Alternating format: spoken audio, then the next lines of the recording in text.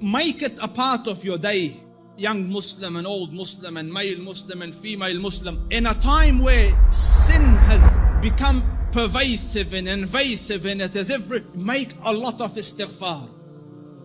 Because from the punishment of Allah Rabbul Izzah, me and you were given two safeties, two things that we could hide behind and keep the adhab of Allah away. Allah Rabbul Izzah says, وَمَا كَانَ اللَّهُ لِيُعَذِّبَهُمْ وَأَنْتَ فِيهِمْ. The first, the Prophet, so long as Allah said, so long as he is amidst you, I will not punish you. So the Rasul died and left. His sunnah is with us, but the Rasul went. The second one, and Allah will not punish them so long as they seek forgiveness. So the only salvation you have now is perpetual istighfar. The Rasul sallallahu alayhi wasallam says, I say more than 100 istighfar a day, and some say in a gathering. Busy yourselves with istighfar. Astaghfirullah al-azim. Oh Allah forgive me. Oh Allah forgive. Astaghfirullah. Perpetual, make it a habit. And wallahi, Allah will open all the doors of goodness upon you. In the time of Hassan al-Basri, he was alim, zahid, taqiyyun, naqi, lillahi al-wali, min ash-shaytani bari, a righteous man. And he had students. So he was busy with them. And a man came and he said, Shaykh, I have problems. So he goes, what's your problem? So he goes, there's no rain in our land. Drought has come. Give me something to do. So he said, increase the saying of istighfar. So he thanked him and went. The other man came. Sheikh, poverty has struck us. There's no income, no money. So he said, say istighfar, increase the saying of istighfar. And his students are watching. Third person came. Sheikh, I can't have children. So increase the saying of istighfar. So the students look at the Sheikh, every person came with whatever sickness, you have one medication, just injecting everyone the same thing. What's going on? So the Sheikh said, it's from the Quran. فَقُلْتُ اسْتَغْفِرُوا رَبَّكُمْ إِنَّهُ كَانَ غَفَّارًا يُرْسِلِ السَّمَاءَ عَلَيْكُمْ مِدْرَارًا وَيُمْدِدْكُمْ بِأَمْوَالٍ وَبَنِينَ وَيَجْعَلْ لَكُمْ جَنَّاتٍ وَيَجْعَلْ لَكُمْ أَنْهَارًا.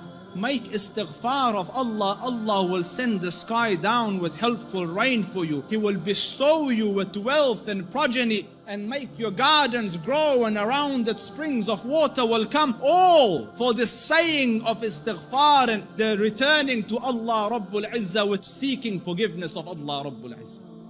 Make istighfar, Muslims.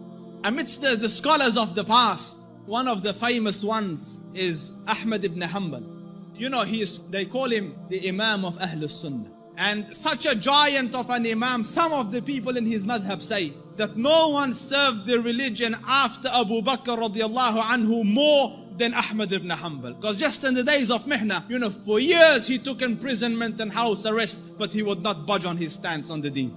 So his fame and repute extended across the Muslim land. Everyone knew him, but there was no selfies in those days, you couldn't share a picture. So no one knew. Few people around him and his students and the Ahlul Ilm knew what the Shaykh looked like. Most people hadn't seen him, but they had heard about him. So Imam Ahmad went on a travel from his city to another city. And when he reached that city, night befell him. He was in a masjid and he was trying to sleep in the masjid, because in those days there was no hotels and things. So the guard came and he said, get out of the masjid. So he said, listen, I'm a traveler. I don't have anywhere to go. I will just be here till tomorrow and then I will be on my way. So he said, no, get out.